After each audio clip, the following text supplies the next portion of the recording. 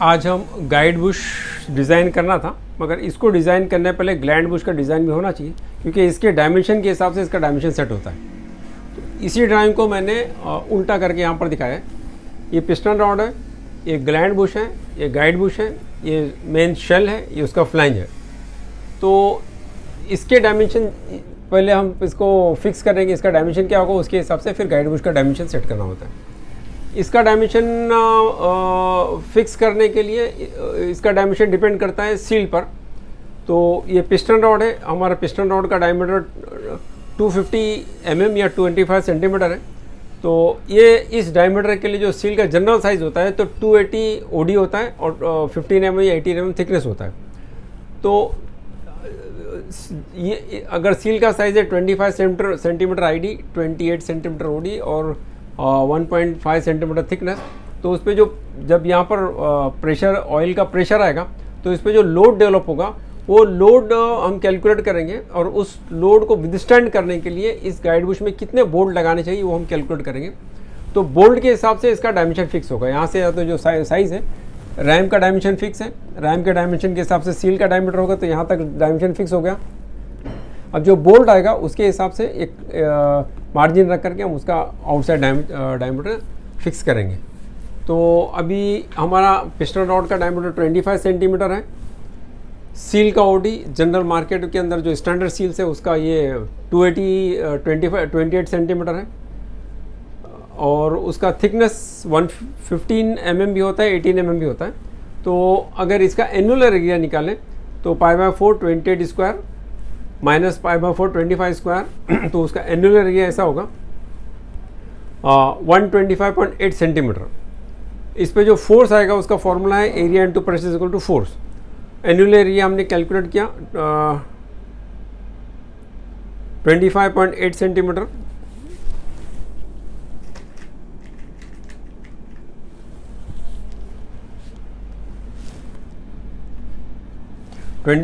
Centimetre into ये हमारा working pressure है जो हमने बहुत पहले इसका फिक्स किया हुआ, डिसाइड किया हुआ। तो इससे जो हमारा जो इसके ऊपर फोर्स आएगा, मतलब सील के ऊपर जो अपवर्ड फोर्स आएगा जिसको ये इसको बोल्ट्स को विदस्टैंड करना है, वो 29,206 kg लोड आएगा। इतना लोड सील के ऊपर फोर्स आएगा फुल प्रेशर में। जनरली हम उसका प्रेशर इतना वर्किंग नहीं रखते, कम रखते हैं, मगर सिस्टम प्रेशर कभी भी ग्लैंड बुश पर आ सकता है। कभी जो शॉप पे जो मेंटेनेंस, कभी मशीन मेंटेनेंस में हुई तो उसके जो फिटर्स होते हैं वो प्रेशर, कोई भी प्रेशर बढ़ाते हैं। तो हमारी मशीन ऐसी हो ना कि वो लोग मैक्सिमम प्रेशर तक, अगर सारे वॉल्स पे, सारे बोल्ट पे लोड आ गए तो कोई चीज़ टूटनी नहीं चाहिए। तो वर्किंग में हम तो उसका प्रेशर कम रखते हैं, मगर डिज़ाइन के टाइम पर फुल प्रेशर पे हम डिज़ाइन करेंगे कि बाय मिस्टेक भी फ्यूचर में कभी किसी ने फुल लोड लिया तो टूटे नहीं। तो ग्लैंड पे जो लोड है 29,206 kg है। और खुरमी की बुक में उन्होंने ऐसा लिखा है कि जो इंजीनियरिंग के हिसाब से जो ऐसे जॉइंट्स जिसके अंदर प्रेशर लॉक करना होता है, बड़े पाइप जैसा पहले स्टीम इंजन वगैरह चलते थे, तो उसमें M16 से नीचे बोल्ट नहीं यूज़ करना चाहिए। तो हम जो है खुरमी में जो स्क्रू एंड बोल्ट डिज़ाइन के अंदर ये फैक्ट लिखा हुआ है। तो हम M16 बोल्ट यूज़ करने वाले, ऐसा हम अश्यूम करते हैं कि जो ग्लैंड बुश होल्ड करने के लिए हम M16 बोल्ट, जो कम से कम साइज़ है प्रेशर जॉइंट के लिए, वो यूज़ करेंगे। तो π/4 उसका फॉर्मूला ऐसा है कि बोल्ट का कितने बोल्ट्स हमको रिक्वायरमेंट, उसका फॉर्मूला ऐसा है कि π/4 d², ये d² है जो है उसका बोल्ट का कोर डायमीटर है। नंबर ऑफ बोल्ट्स 2000 kg पर सेंटीमीटर स्क्वायर हमने जो है ना बोल्ट का टेंसाइल स्ट्रेंथ लिया हुआ है, सेफ टेंसाइल स्ट्रेंथ लिया हुआ है। तो अगर इस फॉर्मूले से अगर कैलकुलेट करें तो π/4 जो है वो 0.785 होगा, इंटू M16 के लिए जो ड्रिल मारते हैं वो कोर डायमीटर उसका 1.4 सेंटीमीटर होता है, 1.4 सेंटीमीटर स्क्वायर। एन अननोन है 2000, और इज इक्वल टू जो फोर्स डेवलप हुआ 29,206। तो ये इक्वेशन सॉल्व करने से n इज इक्वल टू 9.49 आता है। तो अप्रॉक्सीमेटली 10 बोल्ट हमको यूज़ करना होगा M16 में। M16 के 10 बोल्ट हमको यहाँ पर ग्लैंड बुश में यूज़ करना होगा उसको होल्ड करने के लिए। अगर हमने M16 के 10 बोल्ट यूज़ किया, अगर इसके फुल लोड आ गया और सील का साइज़ अगर 25 centimetre bye 28 centimetre bye 15 mm हुआ, तो फुल लोड अगर फुल प्रेशर पर भी ये बोल्ट विदस्टैंड करेगा, ये टूटेगा नहीं यहाँ पर। अच्छा, हमने ये जो बोल्ट्स होते हैं उसके ऊपर टेंसाइल स्ट्रेंथ लिखा था 8.8 यानी 8080 kg/m², या 12,000 kg/m², इतने हाई लेवल के है ना उसके टेंसाइल स्ट्रेंथ होते हैं। मगर हमने सिर्फ 2000 इसलिए लिया है कि जो बोल्ट जब भी टाइट किया जाता है इनिशियली विदाउट प्रेशर के, तो एज पर डिज़ाइन बुक उसका फॉर्मूला ऐसा है कि जो इनिशियल टाइटनेस पे ही है ना, अगर बोल्ट का अगर डायमीटर हम सेंटीमीटर में लें तो 2840 इंटू डायमीटर इन सेंटीमीटर, इतना केजी जो है इनिशियल टेंशन में आ जाता बोल्ट में। तो अगर हम इसको मल्टीप्लाई करें, अगर ये 2040 को अगर 1.4 से मल्टीप्लाई करें हमारा जो साइज़ है, तो अबाउट 3 टन, जो 3 टन का लोड जो इनिशियली बोल्ट पर होगा, मतलब जो फिटर उसको टाइट करेगा मजबूत अच्छे तरह से, तो ये ऑलरेडी इसका टेंसाइल स्ट्रेस इसमें डेवलप हो जाएगा, 3 टन का ऑलरेडी डेवलप हो जाएगा। तो इसलिए हम उसको जो बहुत सेफ रखते हैं कि वो कभी भी है ना, कितना भी कोई टाइट करे तभी भी उसके अंदर वो ब्रेक नहीं होना चाहिए। हमारे पहले बहुत सारे प्रेसेस में हमने 0 में कैलकुलेट किया तो ब्रेक होते थे, तो उसको सेफ डिज़ाइन करना चाहिए एकदम। जो बुक में जो लिखा हुआ है कि इनिशियली 3 टन का लोड ऐसे डेवलप हो जाता है, तो उसको कंसिडर करके उसको डिज़ाइन करना चाहिए। तो अभी हमने ये फाइंड आउट किया कि एक ग्लैंड बुश के लिए हमको M16 के 10 बोल्ट चाहिए। अभी हम जो इसके बाद में इसका डायमेंशन कैसे कैलकुलेट करते हैं, मैं अभी इसमें आपको लिख के बताऊँगा। मैं ब्रीफ कर दूँ, ये सील का डायमीटर है, सील का ऑडिट 28 सेंटीमीटर है या 280 mm है। यहाँ पर कुछ क्लियरेंस हम रखते हैं कि ये जो जब थ्रेडिंग करने के टाइम पे इसमें ये पंक्चर नहीं हो जाए। उसके बाद में बोल्ट का डायमीटर होगा, बोल्ट के डायमीटर के बाद में बोल्ट का हेड होता है, हेड के बाद में थोड़ा सा वॉशर वगैरह लगाएं तो थोड़ा एरिया होना चाहिए। तो ये सारे डायमेंशन ऐड करेंगे तो इसका ओडी आएगा, वो मैं भी आपको यहाँ पर लिख के बताऊँगा। इस ड्राइंग को मैंने फिर से यहाँ ड्रॉ किया है। ये ग्लैंड बुश का क्रॉस सेक्शन एरिया है। तो इसमें सील डायमीटर 280 है,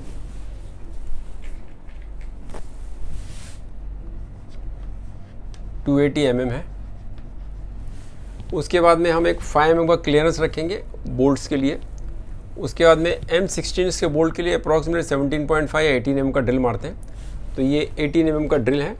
और उसके बाद में 18 mm का जो बोल्ट होता है उसका हेड होता है 32 mm। 32 mm, तो ये 32 mm के हिसाब से 16 mm कम से कम यहाँ पर होना चाहिए, 16 mm। तो उसका हाफ 8 mm एक्स्ट्रा यहाँ पर और ले रहे हैं।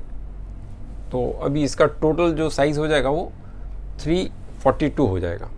तो ग्लैंड बुश का जो आउटसाइड डायमीटर मिनिमम अपने को 342 चाहिए। अगर हम 32 डायमीटर अगर यहाँ 1 mm एक्स्ट्रा बढ़ा लें तो अगर वॉशर वगैरह लगाते तो कन्वीनियंट होगा। तो इसका कम से कम ओडी जो है 342 आएगा। मैं समराइज़ कर दूं हमने कैसे निकाला है। पिस्टन रॉड का डायमीटर जो था 250 था, mm था। उसके लिए जो सील यूज़ हुई 280 की हुई है। तो उसके बाद में इसको बोल्ट करने के लिए हमने M16 के बोल्ट कैलकुलेट किए, अप्रॉक्सीमेट 10 बोल्ट हमको चाहिए थे। अब वो बोल्ट का ड्रिल अगर इसमें करेंगे तो यहाँ पर थोड़ा क्लियरेंस होना चाहिए कि वो पंक्चर नहीं हो जाए। उसके बाद में बोल्ट के हेड के लिए हमको यहाँ पर एक्स्ट्रा थोड़ा लेंथ लेना, थोड़ा एक्स्ट्रा स्पेस लेना होता है।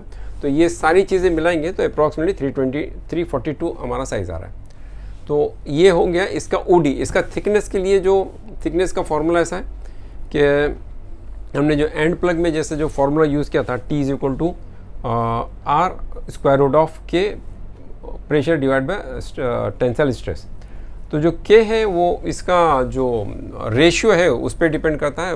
एंड प्लग में फिक्स था, 0.162 था, मगर यहाँ पर जो दूसरे आइटम्स के अंदर वो रेशियो वेरी होता है। आप मेरी बुक्स में देख लेंगे किस रेशियो के लिए क्या वैल्यू है।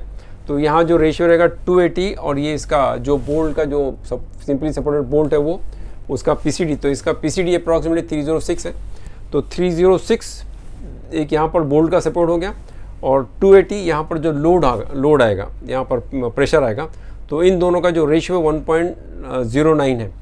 तो 1.25 रेशियो के लिए K का वैल्यू है 0.66। तो ये वैल्यू हम अपने 1.25 रेशियो के हिसाब से हम ये वैल्यू को सिलेक्ट करके अगर इसे इक्वेशन में डालें तो हमारा जो जो साइज़ आएगा वो अप्रॉक्सीमेटली ऐसे कैलकुलेशन है इसका। 14 ये रेडियस हो गया, 0.66 इंटू 234 ये हमारा प्रेशर हो गया, और ये सेफ टेंसाइल स्ट्रेंथ 1250 kg/cm² है। तो जब इस क्वेश्चन को सॉल्व करेंगे तो 4.92 सेंटीमीटर ये इसका ये थिकनेस होगा। कम से कम इसका थिकनेस 4 इतना होना चाहिए। थिकनेस कैलकुलेट का फॉर्मूला जो है उसका फॉर्मूला ऐसा है, thickness is equal to radius into square root of numerical constant working pressure divide by safe tensile strength. इसके थिकनेस कैलकुलेट करने के लिए फॉर्मूला है। जो इसमें जो के वैल्यू है, ये के वैल्यू जो है वो उस पर रेशियो पे डिपेंड करती है। ये जो है इसका सिंपली सपोर्ट, बोल्ट से ये सिंपली सपोर्ट होगा, और यहाँ पर प्रेशर आएगा 280 डायमीटर प्रेशर आएगा। तो 280 डायमीटर, और इसका PCD 306 है। तो PCD 306 डिवाइड बाई 280 जो हमारे जो सील का OD है, तो इसका जो रेशियो है 1.09 है।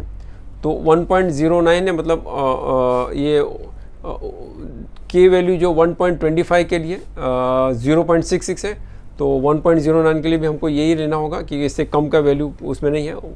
तो 1.25 के लिए जो वैल्यू है 0.66, इस इक्वेशन में अगर हम इसको वैल्यू 0.66 न्यूमेरिकल कांस्टेंट का वैल्यू लेते हैं, और आर जो 280 हमारा जो बॉटम का जो डायमीटर था उसका हाफ जो रेडियस है वो 14 सेंटीमीटर हो गया। हमारा वर्किंग प्रेशर 234 हमने शुरू में डिसाइड किया था उसका, और ये इसका सेफ टेंसाइल स्ट्रेस है। तो इस इक्वेशन को सॉल्व करेंगे तो 4.92 सेंटीमीटर ये कम से कम थिकनेस ग्लैंड बुश का होना चाहिए। अगर इतना थिकनेस होगा तो जब इस पर फुल लोड आएगा तो ये ब्रेक नहीं होगा, ऐसा ओल्ड डिश शेप नहीं हो जाएगा। ये स्ट्रेंथ इसका अपनी पोजीशन में रहेगा, सेफ रहेगा ये। तो हमने डायमीटर इसका थिकनेस कैलकुलेट किया, इसका डायमीटर कैलकुलेट किया, नंबर ऑफ बोल्ट कैलकुलेट किए, सील का साइज़ कैलकुलेट किया।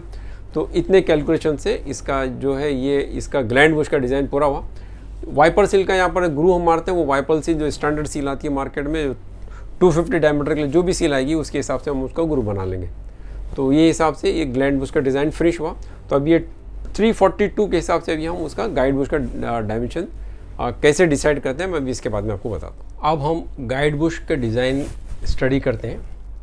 गाइड बुश डिज़ाइन के लिए हमें जो जिस पाइप पे जिस फ्लैंज पे गाइड बुश बिठाना हो उसको भी समझना ज़रूरी है। बहुत सारे डायमेंशन से थोड़ा कंफ्यूजिंग है, तो ज़रा गौर से सुनिए। हमने जो पाइप डिसाइड सिलेक्ट किया था 330 ID था, 406 OD था। तो इस पाइप का अगर 406 OD है तो जो ओरिंग के लिए हम क्या करते हैं कि जो सिलेंडर के अंदर पहले एक 5 mm का टेपर स्लोप देते हैं, 5/8 mm का, कि वो सील जो है आराम से उसके अंदर एंट्री हो जाए। उसके बाद में 7 mm बाय 5 mm का या 6 mm का हम यहाँ पर स्टेप रखते हैं। ओरिंग के सेक्शन में मैंने आपको बताया था कि अगर फ्लैट सरफेस पे ओरिंग रखो प्रेशर ज़्यादा तो स्लिप होकर बाहर निकल जाती है। यहाँ पर हम स्क्वायर रिंग यूज़ करेंगे, पॉलीयूरेथेन का स्क्वायर रिंग। वो 5 mm बाय 5 mm की स्क्वायर रिंग होगी। ये 6 mm का स्टेप है। यहाँ पर आप देखेंगे तो ये 6 mm का स्टेप है, तो इसमें 4 mm का स्क्वायर रिंग होगा और 2 mm गाइड बुश को दबाएगा। तो कितना भी प्रेशर होगा तो यहाँ से है ना ये एक्सट्रूड होकर बाहर नहीं निकलती, क्योंकि जो हम इसके अंदर स्टेप है जो मेल फीमेल स्टेप वो 0 में होता है, 10-15 माइक्रोन के टॉलरेंस में बनाते हैं। तो कितना भी प्रेशर 300 kg अगर 400 kg प्रेशर तभी वहाँ से लीक नहीं होता है। तो ये यहाँ पर एक स्टेप होगा, यहाँ पर देखेंगे तो ये 6 mm का एक स्टेप है, 2 + 4 6 mm का, और 14 mm का उसके बाद में दूसरा स्टेप है। ये 5 mm का टेपर है, और गाइड बुश उसके अंदर और 9 mm एंट्री करता है गाइड के लिए। तो ये अप्रॉक्सीमेट 20 mm का यहाँ पर डिस्टेंस है ना, गाइड बुश सेंटर में एंट्री रहती है। तो ये पाइप 406 OD का पाइप है। तो अभी ये ओरिंग के लिए जो हमको 355 कम से कम चाहिए, 333 आइडिया सिलेंडर का 5 mm अगर हम उसका स्लोप लें तो 340 हो गया, उसका स्लोप का एंड हो गया। 7.5 अगर यहाँ दोनों स्टेप स्क्वायर रिंग के बैठने के लिए अगर उसका प्लेस अगर बना है तो 15 mm ऐड होगा, तो 355 ये जो ओरिंग का जो स्टेप होगा 355 हो गया। 355 OD है, 406 उसका पाइप का OD है, और यहाँ 355 इसका ID है। तो इसका जो बीच का डिस्टेंस है बहुत कम बचा है। इसके अंदर हमको जो 200 टन विदस्टैंड करने के लिए M30 के 20 बोल्ट चाहिए। तो इतने से छोटे सेक्शन के अंदर M30 का टैपिंग नहीं हो सकता है, इसलिए अभी हम उसको बाहर की तरफ ट्रैवल करेंगे, बाहर की तरफ निकलेंगे। अगर ये थिकनेस बहुत बड़ा होता तो हम यहाँ पर भी ड्रिलिंग टैपिंग कर सकते थे, मगर यहाँ पर अभी जगह बहुत छोटी है, इसके लिए हम उसको बाहर निकलेंगे। तो 406 तो सिलेंडर का ओडी हो गया। उसके बाद में एटलीस्ट हमको 30 mm जो वेल्डिंग के लिए यहाँ पर ऐसा चैम्फर मार के 30 mm वेल्डिंग करेगा तो फेस करते हैं, और 30 mm का ही नीचे वेल्डिंग होता है। तो ये 30 mm के वेल्डिंग के ऊपर एग्जैक्टली ड्रिलिंग टैपिंग बहुत मुश्किल होता है, हार्ड होता है, ड्रिलिंग होती नहीं है उसमें, ड्रिल टूटने के टैप टूटने के चांस बहुत होते हैं। तो ये इतने 406 प्लस ये 30 466 पे हम बिल्कुल ड्रिलिंग टैपिंग नहीं कर सकते। उसके बाद में जहाँ पर सिलेंडर माउंट होता है वहाँ पर हमको जो वेल्डिंग के लिए थोड़ा चैम्फर देना होता है बॉडी में चैम्फर देने के बाद में फिर ये जो टैपिंग के लिए फ्री हो, उसमें टैपिंग भी होता है जो बोल्ट को सिलेंडर को माउंट करने के लिए। तो वहाँ पर भी हमको एटलीस्ट 20 mm का जो है ना फ्लैट सरफेस चाहिए, ताकि वो जो ड्रिलिंग टैपिंग वो स्लोप के अंदर नहीं आ जाए। तो ये 466 प्लस 20 40, तो ये अप्रॉक्सीमेटली 505 जो है ना, वहाँ से हमारा ड्रिलिंग टैपिंग स्टार्ट होगा। अगर हम 30 mm का अगर बोल्ट यूज़ करते हैं तो 506 इंटू प्लस 30 मतलब 536 अपना PCD होगा। इस PCD के ऊपर हमें M30 के 20 बोल्ट्स की ड्रिलिंग टैपिंग करना है। ये फिक्स हो गया, PCD फिक्स हो गई। उसके बाद में जो M30 का जो बोल्ट होता है, हेक्स बोल्ट होगा, उसका अक्रॉस द फ्लेट 53 साइज होता है। इसमें अगर हम 53 ऐड करें तो अप्रॉक्सीमेटली 589 या 590 हमारा ये ओडी होगा, जो फ्लैंज का कम से कम ओडी या गाइड बुश का ओडी एटलीस्ट 590 होना चाहिए। अगर हम थोड़ा प्लस साइड में जाए तो 600 कम से कम उसका ओडी होना चाहिए। तो गाइड बुश का जो ओडी डिसाइड करने का जो ये क्राइटेरिया है, पाइप का आईडी है, पाइप के आईडी के हिसाब से हमने चैम्फर लिया है, 330 से 340 हो गया।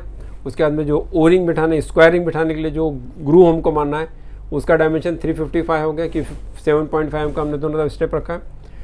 ये तो हो गया अंदर का पोर्शन। इसके बाद में सिलेंडर का पाइप 406 है, और ये जो डिस्टेंस बीच में ये सफिशिएंट नहीं है M30 बोल्ट के लिए। तो इसके लिए 406 के बाद में हमको 30 mm जो है ना वेल्डिंग के लिए जगह छोड़ना है, वहाँ पर ड्रिलिंग टैपिंग नहीं कर सकते। वेल्डिंग के बाद में भी जो बॉडी के अंदर एक 20 mm का या 10 mm का डिस्टेंस रहना चाहिए स्लोप के लिए, इसके बाद में स्लोप के लिए। तो ये उसके बाद में फिर ड्रिलिंग टैपिंग होगा M30 का। तो ऐसा करने से अप्रॉक्सीमेटली 590 या हर 600 हमारा ओडी हो गया इसका, गाइड बुश का। तो ओडी ऐसा डिसाइड करते हैं।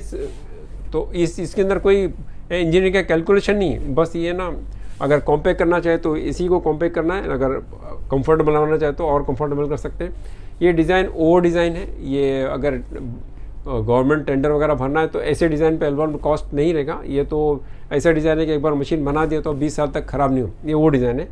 तो इसमें काफ़ी बड़ा साइज़ हो जाता है। तो ये डायमेंशन सारे जो फिटिंग के हिसाब से 590 जो हमारा गाइड बुश का डायमेंशन है फिटिंग के हिसाब से।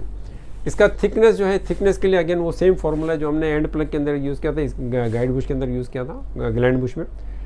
R रेडियस है, K कांस्टेंट है, P वर्किंग प्रेशर है, FT स्ट्रेस है। यहाँ पर हमारा जो रेशियो जो होगा, लोड आएगा इतने पोर्शन में 330 पर, और बोल्ट जो सपोर्ट करेगा 536 उसका PCD है। तो इन दोनों का रेशियो होगा, तो 536 डिवाइडेड 330 1.6 जो उसका रेशियो आया। मगर टेबल के अंदर 1.6 के मतलब सीधा 2 के रेशियो के हिसाब से हमको लेना पड़ेगा। तो K में अगर 2 के रेशियो के लिए K का वैल्यू है 2.04। K का वैल्यू हम अगर यहाँ पर सब्स्टिट्यूट करें तो 234 हमारा वर्किंग प्रेशर है, 1250 हमारा वर्किंग स्ट्रेस है, और 53.6 अभी इस फॉर्मूले में सेंटीमीटर में हम सब यूज़ करेंगे। लिखने में mm के अंदर इजी होता है कि छोटे साइज़ भी होते हैं, इसलिए इजी होता है। तो डिवाइड बाय 2 रेडियस फाइंड करने के लिए, तो इस इक्वेशन को सॉल्व करेंगे तो 16.56 सेंटीमीटर हमारा थिकनेस होना चाहिए। यानी इस गाइड बुश का थिकनेस अगर 200 टन का लोड इस पर अप्लाई करना है तो 16.56 थिकनेस का अगर हम गाइड बुश लेंगे सेफ रहेगा वो, और 100% फैक्टर ऑफ सेफ्टी के हिसाब से। तो ये 165 mm समझो, 165 mm का जो गाइड बुश है, इसके अंदर भी हम जो डायमेंशंस जो बनाएंगे तो उसका ये इस पोर्शन को मैंने अलग यहाँ से ड्रॉ किया है। तो इनिशियल जो पोर्शन 20 mm का जो पोर्शन है वो सिलेंडर में गाइड करने के लिए और ओरिंग को दबाने के लिए वो यहाँ पर है। 2 mm का जो हमने स्टेप दिखा वो 2 स्क्वायर रिंग को दबाएगा, और जो 18 mm का है वो सीधा सिलेंडर में एंटर होगा और उसको सेंट्रलाइज करेगा। जो सारा लोड गाइड बुश पे भी आता है, तो ये गाइड बुश और सिलेंडर को सेंट्रलाइज करेगा। इस सिलेंडर से उसको गाइड मिलेगा। एक्सेंट्रिक गाइड बुश एक्सेंट्रिक या ग्लाइड बुश को एक्सेंट्रिक नहीं होने देगा। साइड लोड में अगर कोई आए तो वो लोड सारा यहाँ ये बियर करेगा। तो ये 20 mm का जो पोर्शन है गाइड बुश का वो सिलेंडर में एंटर करता है। उसके ऊपर जो है हम अगर यहाँ से ऑयल का लाइन देते हैं तो एक 20 mm का लाइन हमें स्पेस छोड़ना होता है कि वो थ्रेडिंग के लिए या वेल्डिंग के लिए फ्लैंज वगैरह कुछ लगाएं, तो 20 mm छोड़ते हैं। 30 mm का जो ड्रिल मैंने दिखाया है, 30 mm का ड्रिल है अप्रॉक्सीमेटली 100-150 लीटर का अगर फ्लो हो तो ये 30 mm का ड्रिल सफिशिएंट होता है। तो ये इतना पोर्शन नीचे से हम काउंट करते हैं कि 20 mm सिलेंडर में जाएगा। 20 या 30 mm जैसा भी हो, उसके लिए हमको सॉलिड पोर्शन चाहिए। उसके बाद में पाइपलाइन की ड्रिल होती है। फिर उसके बाद में ऊपर से स्टार्ट करते हैं। ऊपर जो है अप्रॉक्सीमेटली 20 या 30 mm का हम जो ग्रैंड बुश को गाइड बुश में गाइड देते हैं, और उसके बाद में 25 mm का सील है भी हमारे केस में, जो या तो जो भी सील का साइज़ हो। तो ये दोनों पोर्शन ऊपर से डिसाइड करते हैं, नीचे से डिसाइड करते हैं। जो बीच में जो डिस्टेंस बचेगा वो स्पेस है 40 mm का ब्लैंक स्पेस है। तो ये जो 165 mm का जो थिकनेस था उसको हमने ऐसा डिवाइड कर लिया कि 20 mm सिलेंडर में एंटर होना है, उसके बाद में 20 mm का सॉलिड पोर्शन है, 30 mm का ड्रिल है, उसके बाद में 40 mm का स्पेस है विदाउट एनीथिंग और फ्लैट सरफेस, उसके बाद 25 mm का सील है और 30 mm का उसके अंदर गाइड है। तो अभी इसमें 30 mm भी है और हमने लास्ट टाइम अप्रॉक्सीमेट 50 mm का थिकनेस लिया, तो 80 mm थिकनेस हो गया। यहाँ पर ये फुल रैम को टच होके चलेगा, तो इसके लिए इसमें गन मेटल की ब्रेजिंग होना चाहिए, बुशिंग होना चाहिए, या तो पूरा मेटल कास्टिंग का हो कि वो रैम को गाइड करे और वियर आउट नहीं हो। और गाइड बुश कहाँ पर भी जो है सिलेंडर को रैम को टच नहीं होगा। अगर हमारा 250 का अगर ये रैम है तो हमारे जो इनसाइड बोर डायमीटर होगा इसका ये एटलीस्ट 1 से 2 mm बड़ा होगा। अदरवाइज़ ये जब सिलेंडर उल्टा होता है तो ऑयल में डस्ट बहुत होता है, तो सारा डस्ट ये इसके बीच में जो अगर फाइन क्लियरेंस हुआ तो सारे डस्ट मट्टी इसके अंदर जमा होगी, सील तक आएगी और ये मेटल टू मेटल कॉन्टैक्ट में पूरा वियर आउट हो जाएगा। तो इसके लिए यहाँ पर डिस्टेंस काफ़ी रखना, 2 या 3 mm का डिस्टेंस रखना है कि कितना भी डस्ट अगर इसमें जमा हो, ऑयल के अंदर जो मड वगैरह होता है जमा हो, तो ये मेटल टू मेटल कॉन्टैक्ट के अंदर उसकी वजह से लाइन नहीं पड़े। और सील के बाद में एकदम परफेक्ट यहाँ पर गाइडेंस देते हैं कि सील जो है ना लीकेज भी प्रूफ करती है और डस्ट को भी इंटर नहीं होने देती है। तो यहाँ पर क्लोज टॉलरेंस होगा और यहाँ पर काफ़ी बड़ा क्लियरेंस होगा कि बिल्कुल टच नहीं हो। अगर मैं कई बार ऐसा करता हूँ कि अगर ये रैम बहुत छोटा हुआ और हमको ज़्यादा जगह मिलता है, हम यहाँ पर एक सील का पॉकेट और बना देते हैं ऐसा, तो उस टाइम पे सिर्फ इतने ही पोर्शन में ओपन होता है, बाकी यहाँ पर भी हम गन मेटल की लाइनिंग कर देते हैं कि रैम को डबल गाइडेंस मिले। और 2 सील होने से क्या होता है कि अगर बड़ा बहुत सिलेंडर हुआ तो अगर एक सील वियर आउट हो जाए तो दूसरी सील काम करती रहती है, यानी काफ़ी 5 साल 7 साल 10 साल तक है ना उनको सिलेंडर खोलने का ज़रूरत नहीं पड़ता है। तो आपकी एक सील जाएगी 5 से 10 हज़ार की, मगर उनका टाइम बचता है एक बार सील खोल कर लगाने के लिए, एटलीस्ट उनका 2 दिन वेस्ट हो जाता है। तो ये गाइड बुश का डिज़ाइन हो गया, ग्लैंड बुश का डिज़ाइन हो गया। इतना करने के बाद में हमारा अब सिलेंडर का जो डिज़ाइन पूरा हुआ। मगर मैंने ऐसा सोचा था कि मैं आपको पूरे प्रेस का डिज़ाइन एक्सप्लेन करूंगा। उसके बाद में कई मशीनें हैं, नॉचिंग मशीन है, कटिंग मशीन है, बहुत सारी मशीन जो मैंने एडवर्टाइजमेंट शुरू में दिखाई थी वो सब एक्सप्लेन करूंगा। मगर अभी तक मैंने अप्रॉक्सीमेटली 17 ये अपना वीडियो है, मगर 16 जो वीडियो अभी हमने अपलोड किया था यूट्यूब पे, उसमें व्यूवरशिप एकदम कम है। किसी में 50 है, 60 है, 30, मतलब इतने कम है, 100 भी क्रॉस नहीं किया किसी ने। तो इतनी मेहनत करने के बाद में इतना कम व्यूवरशिप है, तो अभी मैं इसको डिसकंटिन्यू करूँगा। ये मेरा लास्ट वीडियो है हाइड्रोलिक सिलेंडर पे। इस प्रेस बॉडी इसका जो बॉडी का डिज़ाइन और इसका पावर पे का मैं सर्किट डायग्राम मैं आपको इसके डिस्क्रिप्शन में दे दूंगा, या तो अभी इसके स्क्रीन पे आपको दिखा दूंगा। तो ये हाइड्रोलिक का अभी मैं इसको एंड करता हूँ। इसके बाद में बहुत अच्छे टॉपिक मैंने कई बुक्स लिखे, मोटिवेशन पे लिखी हुई है और रिलीजन पे लिखी हुई है। तो अगले मेरे वीडियोस होंगे बहुत जो अननोन, जिसके बारे में लोगों को पता नहीं है, उसके ऊपर होंगे। जैसे कि हु इज़ गॉड, हम खुदा को, ईश्वर को, भगवान को बहुत प्रेयर करते हैं, मानते हैं, मगर है कौन वो, उसके लिए बर्थ क्यों नहीं है, उसके लिए डेथ क्यों नहीं है, वो सारे संसार को कंट्रोल कैसा करता है, वगैरह वगैरह। जो बहुत सारे जो ऐसी नॉलेज है जो बहुत कम लोगों को पता है, उसके ऊपर मैं इंशाल्लाह वीडियो बनाऊँगा। तो मेरी अगली वीडियो जो होगी गॉड पे होगी या सोल पे होगी या ऐसे टॉपिक्स पे होगी जिसके बारे में पब्लिक को बहुत कम पता है। Thank you very much.